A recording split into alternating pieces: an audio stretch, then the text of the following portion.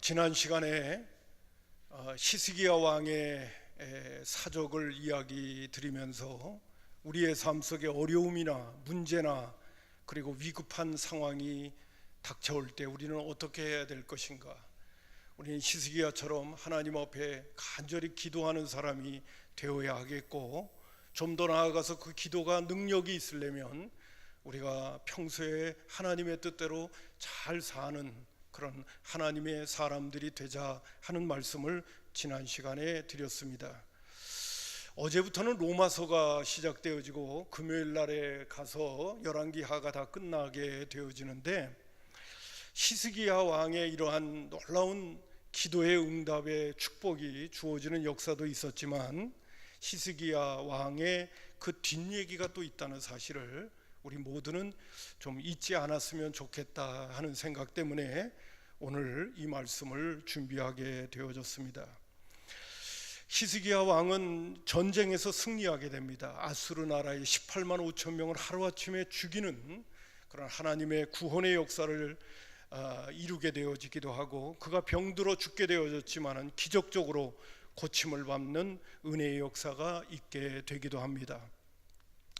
그리고 병고침을 받는 기도의 응답을 위해서 이사야 선지자에게 무슨 징표를 보여주시기를 원합니다 라고 할 때에 이사야 선지자가 아하스의 해시계가 10도가 뒤로 물러가는 그러한 징조를 보여주겠다고 얘기를 하게 됩니다. 그래서 열왕기하 20장 11절에 보면 선지자가 이사야가 여호와께 간구하며 아하스의 해시계 위에 나아갔던 해 그림자를 10도 뒤로 물러가게 했다는 것입니다. 태양이 뒤로 돌아가게끔도 만들고요, 전쟁에서 18만 5천 명을 죽이는 역사가 있기도 하고요, 뿐만 아니라 죽을 병에 들었는데 그 병에서 고침을 받은 역사도 있게 되어진 겁니다. 이 모든 사실들에 대한 소문이 저 북쪽 지역에 있는 바벨론 나라 신흥 제국의 나라에까지 소문이 퍼지게 되어집니다. 그래서 바벨론 나라의 왕은 그들의 신하를 이 남유다에 보내서 도대체 이런 일들이 어떻게 일어나게 되어졌는가를 꼼꼼히 살피고 돌아와라, 우리도 남유다를 언젠가는 치러 갈 때가 오게 되는데 준비해야 되지 않겠나, 이렇게 했던 것 같습니다. 그래서 여러분, 이제 바벨론 왕 신하가 이제 예루살렘에 오게 되어지는데, 그 예루살렘에 오기 바로 전에 하나님께서 전쟁의 승리, 병고침의 역사 뿐만 아니라 증표까지 보여주는 이적이 나타나게 되어진 그 이후에 역대하 32장 27절부터 30절 보게 되면 이런 말씀이 언급되어져 있습니다. 히스기야가 부와 영광이 지극했다는 것입니다. 솔로몬처럼. 이에 은금과 보석과 향품과 방패와 온갖 보배로운 그릇들로 위하여 창고를 세우며 곡식과 새포도주와 기름의 산물을 위하여 창고를 세우며 온갖 짐승의 외양간을 세우며 양떼의 우리를 갖추며 양떼와 많은 솥대를 위하여 성읍을 세웠으니 이는 하나님이 그에게 재산을 심히 많이 주셨음이며, 이 히스기야가 또 기온의 윗샘물을 막아 그 아래로부터 다윗성 서쪽으로 곧게 끌어들였으니 히스기야가 그의 모든 일에 형통했다는 이런 놀라운 축복의 메시지가 주어지는 것을 보게 되어집니다. 이때에 이제 바벨론 왕이 이제 히스기야에게 그의 사자를 보내게 되어지는 그 이야기가 나오게 되죠. 자, 역대하 32장 31절에 바벨론의 방백들이 히스기야에게 사신을 보내어 그 땅에서 나타난 이적을 물었다는 겁니다. 그 이적이 뭐 전쟁에서 승리하는 것도 이적이었고 병고침 받은 것도 이적이었고요, 뿐만 아니라 해의 그림자가 뒤로 10도 물러간 것도, 이건 어마어마한 기적의 역사죠. 그랬는데 히스기야는 그것에 대한 이적을 물었을 적에 그거는 뭐 자기가 한 일이 아니잖아요.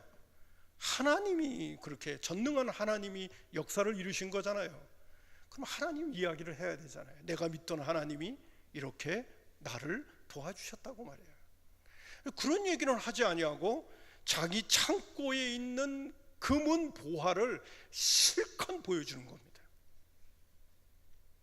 이사야 선지자가 히스기야 왕에게 나아갑니다. 누가 당신을 찾아왔습니까?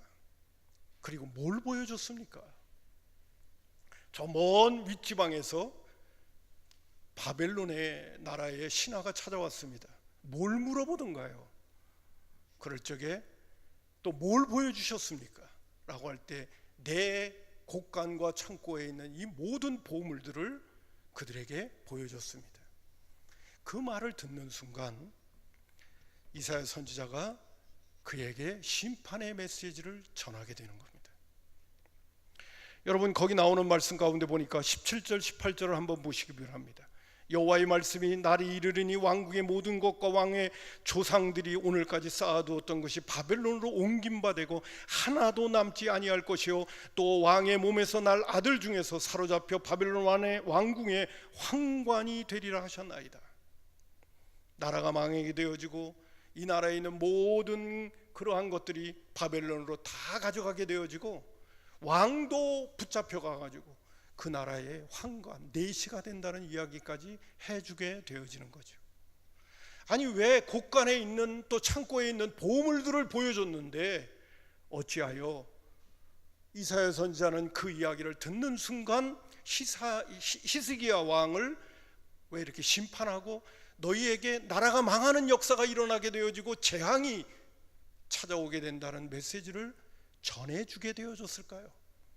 아니, 왜 창고 하나 열어줬고 자기가 하나님께서 주신 축복의 그것들을 보여줬는데 왜 이런 심판의 메시지가 그에게 주어져야 하느냐 하는 것입니다.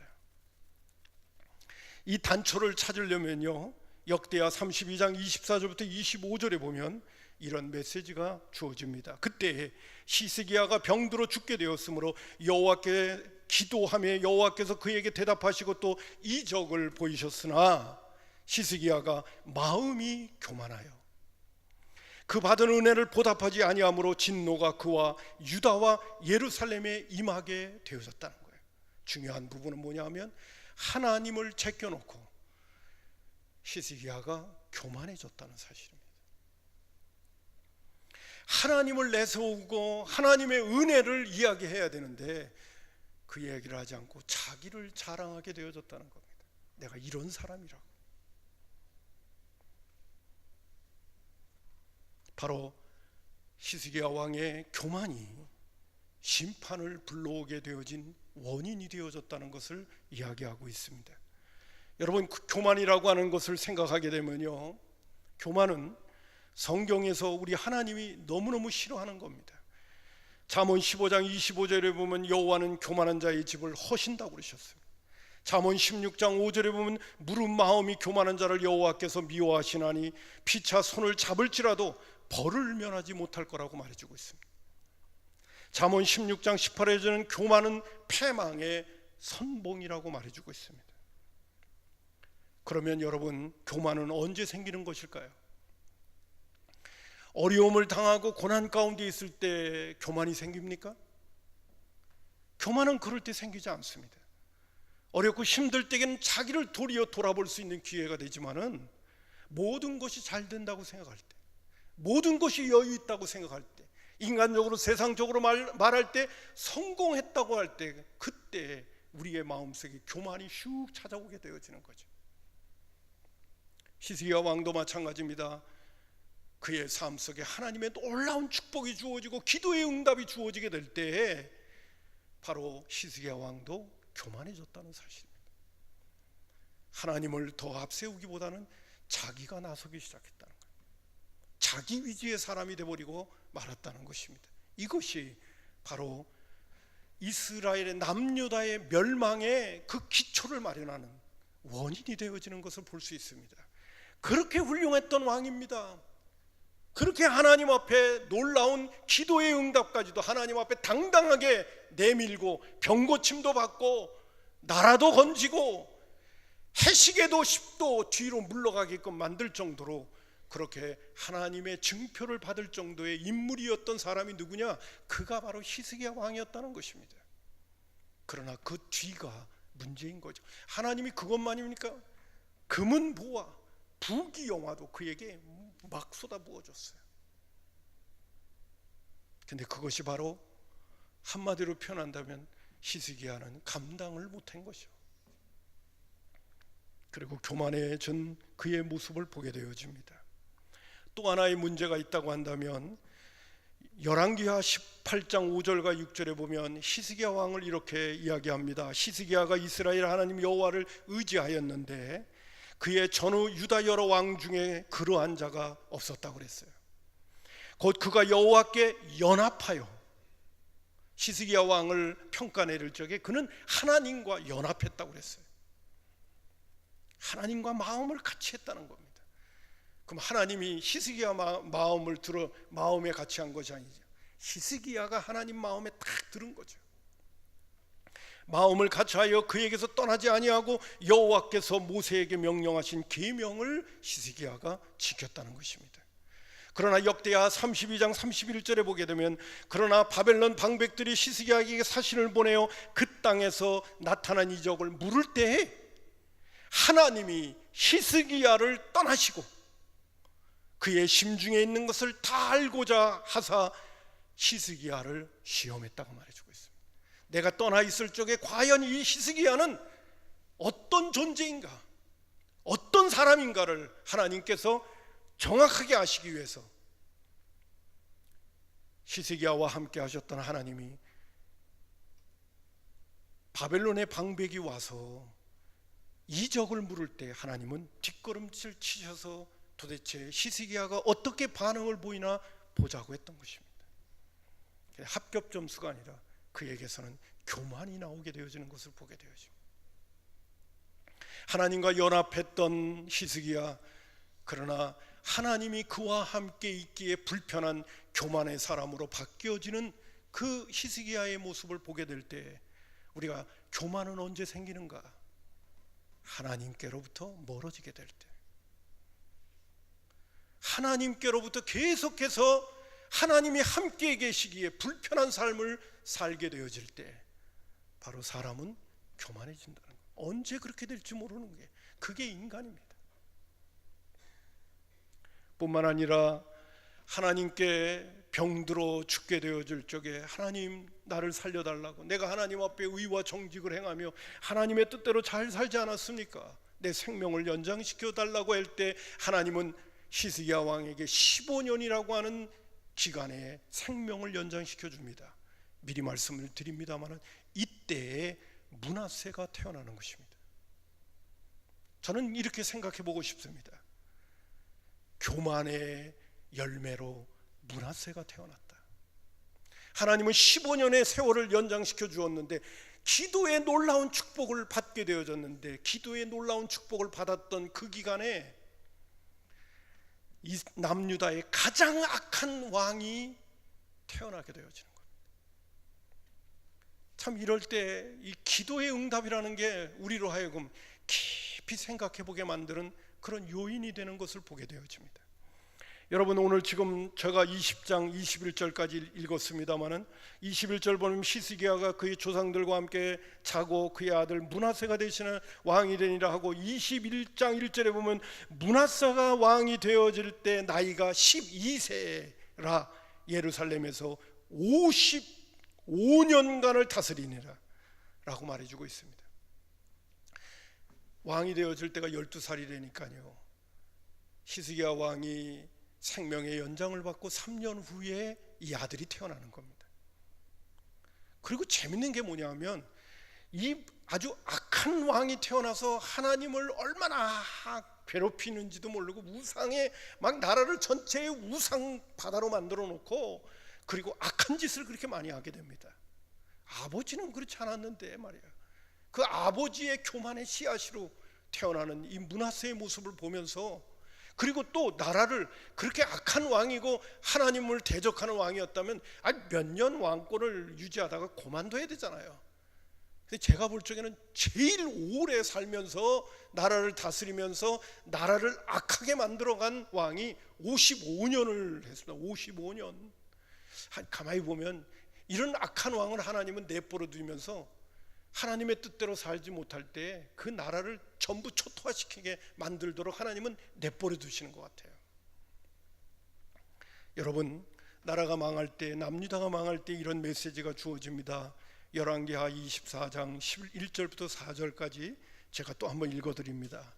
여호야김 시대에 바벨론 왕 느부갓네살이 올라오매 여호야김이 3년간 섬기다가 돌아서 그를 배반하였더니 여호와께서 그의 종 선지자를 통하여 하신 말씀과 같이 갈대아의 부대와 아람의 부대와 모함의 부대와 암몬 자산의 부대를 여호야김에게 보내 유다를 쳐 멸하려 하시니 이 일이 유다의 임함은 곧 여호와의 말씀대로 그들을 자기 앞에서 물리치고자 하심이니 이는 므낫세에 지은 모든 죄 때문이며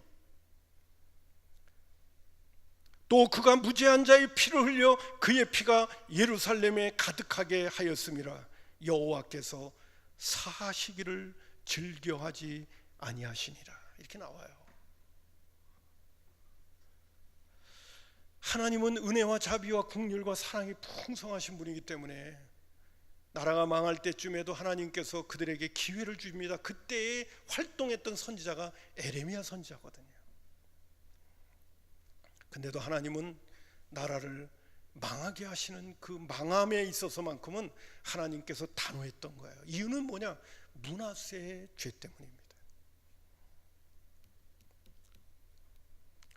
제가 지난 시간에 그 남유다의 멸망의 모습을 쫙 보면서요, 그런 부분입니다. 하나님이 이미 작정하신 것에 대한 결과가 주어지게 될 때는요, 말씀에 순종했더니 하나님이 복을 주시더라, 이게 안 통하는 거예요. 그때는 하나님의 기본 법칙이 안 통하는 거예요. 이미 하나님이 작정해 버리시기. 그러니까 우리가 우리의 삶을 살아가는 과정 가운데 때때로는 우리가 기대하는 말씀의 결과가 주어지지 않는 상황이 주어질 때는 하나님께서 하시고자 원하시는 뭔가 플러스 알파의 변수가 지금 우리의 삶의 현장 속에 있다는 것이에요.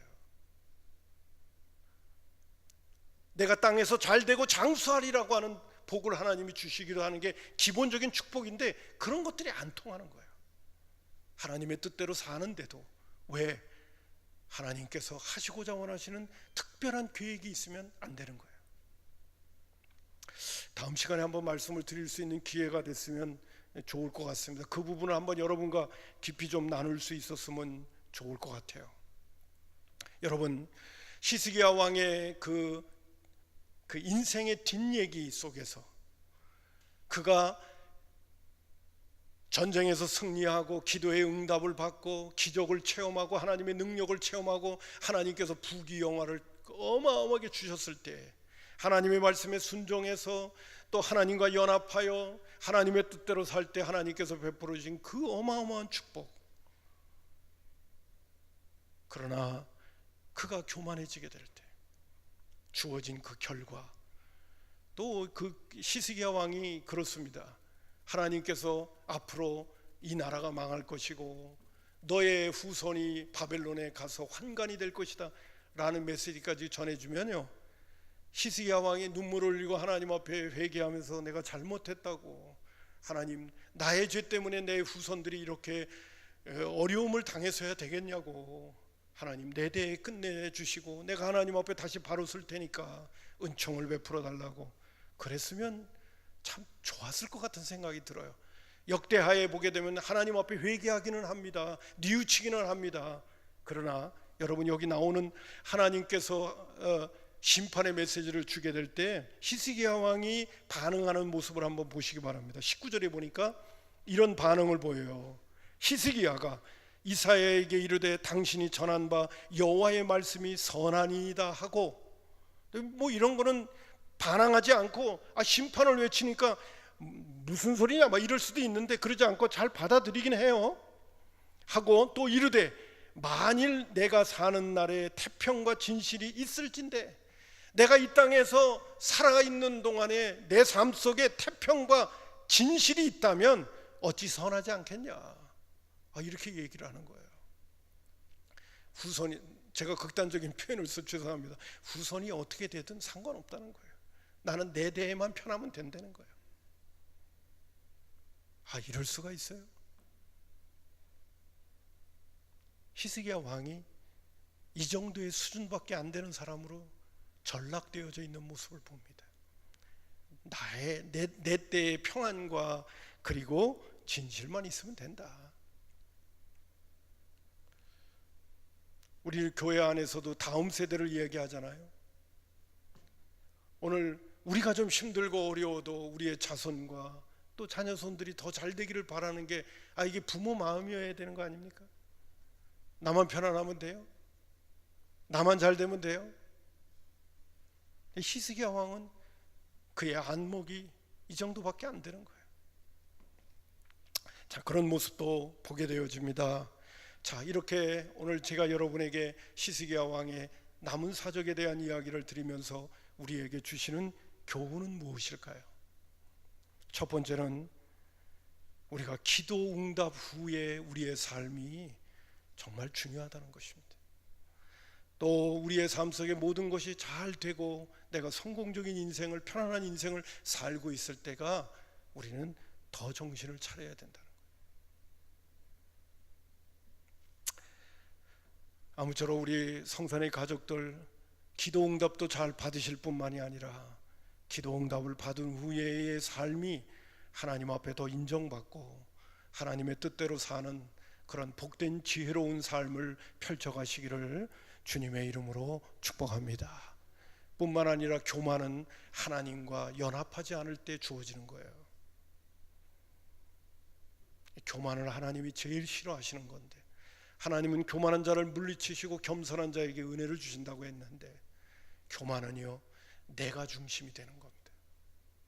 내 시각에서 모든 걸 바라보는 것입니다. 교만한 사람의 특징이 바로 그거예요. 하나님께로부터 떠나 있으면, 하나님께로부터 멀어지면 교만해지는 거예요.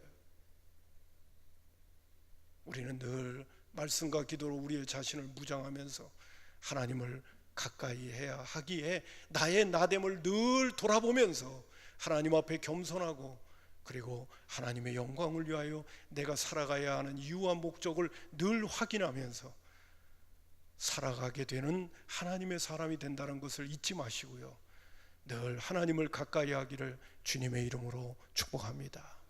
할렐루야. 제가 지난 주일날 우리 구자영 목사님이 이제 우리 교회에 와서 처음 이제 설교를 했어요. 주일 오후 예배 때. 그 설교의 내용이 뭐냐면 보고 믿는 자마다 무엇보다도 보지 못하고 믿는 자가 이제 복되다는 것에 대한 그런 메시지를 전해 줬어요. 하나님은 우리의 평범한 삶 속에서도 얼마든지 오늘도 일하시면서 오늘도 우리가 믿음의 삶을 살아가도록 만들어 주신다는 메시지를 전하는데, 저는 그 메시지를 듣다가 예수님이 부활하신 다음에 제자들에게 나타나서 평강을 외쳐주시고 그리고 성령 충만함에 대한 이야기도 해주시는 기도했는데, 처음에 예수님께서 부활하신 다음에 제자들에게 나타날 때 그때 도마가 없었거든요. 도마에게 부활하신 예수님을 만난 제자들이, 야, 예수님이 우리가 함께 있을 적에 내가 고난받고 그리고 사흘 만에 다시 부활하리라고, 그 메시지가 그대로 이루어졌네. 우리가 부활하신 예수님을 만났다고 도마한테 얘기했더니 도마가 뭐라고 그러냐면, 나는 내가 직접 보지 못하면 난 못 믿어. 어떻게 믿어? 그런 일이 지금까지도 있지는 않았는데 그렇게 얘기를 하거든요, 도마가. 근데 예수님께서 8일 만에 도마도 있던 그 제자들의 자리에 딱 나타나셔서 특별히 도마에게 주목하시면서, 도마야, 내 손을 보고 만져보고 내 옆구리에 창 찔린 것도 만져봐라. 그리고 보고 믿는 자보다도 보지 못하고 믿는 자가 복되다는 그 말씀을 해주시거든요. 저는 그 메시지를 딱 듣는데, 도마가 제자들 앞에서 그랬거든요. 나는 도저히 주님 보지 못하면, 부활하신 주님을 보지 못하면 난 못 믿어 그랬거든요. 근데 거긴 예수님이 없었거든요. 근데 예수님은 도마의 그 이야기를 다 들으셨거든요. 그리고 8일 만에 나타나셨을 적에는 특별히 도마를 주목하시고 도마가 부활하신 예수님에 대한 부분을 어떻게 생각하고 있었고 제자들에게 어떤 말을 했는가를 예수님은 다 알고 계셨거든요. 제가 이 말씀을 지금 왜 드리는지 아시죠? 오늘도 우리 눈에는 하나님도 안 보이고 예수님도 안 보입니다. 그러나 우리가 하는 말을 우리 주님은 우리 곁에서 다 듣고 계시다는 사실입니다. 내 마음속에 지금 무엇을 생각하고 있는 것까지도 주님은 다 알고 계시다는 사실입니다. 저는 지난 주일날 다시 도마에게 나타나셔도 특별히 도마에게 내 손을 보고 내 옆구리를 만져보라고 왜 얘기하셨겠어요? 도마가 그 말을 했거든. 도마가 그런 마음을 갖고 있었거든. 예수님은 눈에 보이지 않았지만 예수님은 도마 곁에서 도마의 생각과 도마의 말을 다 들으셨거든. 도마의 생각을 헤아리시고 도마의 말을 다 들으셨던 그 주님은 지금도 우리 곁에 계시다는 사실입니다. 우리 속에 와 계시다는 사실입니다. 내가 오늘도 무슨 말을 하고 어떤 행동을 하고 어떤 태도를 갖고 있고 어떻게 내 믿음의 식구들에게 내 주변에 있는 사람들에게 무슨 말을 했는지도 주님은 옆에서 다 듣고 계시다는 사실입니다. 여러분, 우리는 이런 부분에 대해서 놓치면 안 됩니다. 여러분, 오늘도 주님은 열왕기를 통해서 왕들의 사적들을 다 평가해 내리십니다. 그 하나님이 오늘도 우리 곁에 계시고 우리의 말과 행동에 귀를 기울이시고 보고 계시다는 사실입니다. 그리고 그날에 평가하실 것이고 우리가 이 땅에 사는 날 동안에도 평가하실 것입니다. 그러니까 우리는요 정말 변함없이 우리의 삶 속에 어떤 일이 있든지 좋은 일이 있든 좋지 않은 일이 있든 기도의 응답을 받았든 기도의 응답을 받지 못했든 우리는 항상 하나님 앞에서 한결같은 마음으로 주님 잘 섬기면서 무엇보다도 하나님이 우리를 이 땅에 심어주시고 하나님의 사람으로 살게 만드신 목적은 우리의 창조주이시기 때문에 하나님의 영광을 위하여 우리를 만드셨고 하나님의 영광을 위하여 살라고 우리를 이 땅에 생명을 주시고 호흡하게 하시고 살게 하신 그 목적을 우리는 잃어버리지 말고 오늘도 끊임없이 나의 나됨이 하나님의 은혜임을 알고 좀 더 나아가서 하나님의 영광을 위하여 늘 살려고 하는 하나님의 사람들이 되어야 될 줄로 믿습니다. 좋은 일이 있으면 더 하나님의 이름을 높여야죠. 바울 사도가 고린도후서 10장 17절에 이렇게 말을 합니다. 자랑하는 자는 주 안에서 자랑할지니라. 자랑할 거리가 있다면 주 안에서 자랑해야 됩니다. 여러분, 자랑할 거리가 있다면 나를 자랑할 인물들이 저와 여러분은 아니잖아요. 다 주님의 은혜이잖아요. 여러분, 주님의 은혜를 잊지 마시고 또 오늘도 우리가 살아가야 하는 이유와 목적이 하나님의 영광에 있음을 우리가 잊지 않는다면 오늘도 주 안에서 자랑하며 주님의 이름을 높이며 주님의 은혜였습니다라고 고백하며 주님을 내 주변에 있는 사람들에게 드러내며 사는 우리 믿음의 권속들이 됨으로 말미암아 어떠한 하나님이 좋은 일을 우리에게 주시더라도 어떠한 축복의 은혜 속에 있더라도 더 하나님께 영광 돌리고 더 하나님 앞에 축복받으며 살아가는 믿음의 권속들 다 되기를 주님의 이름으로 축복합니다.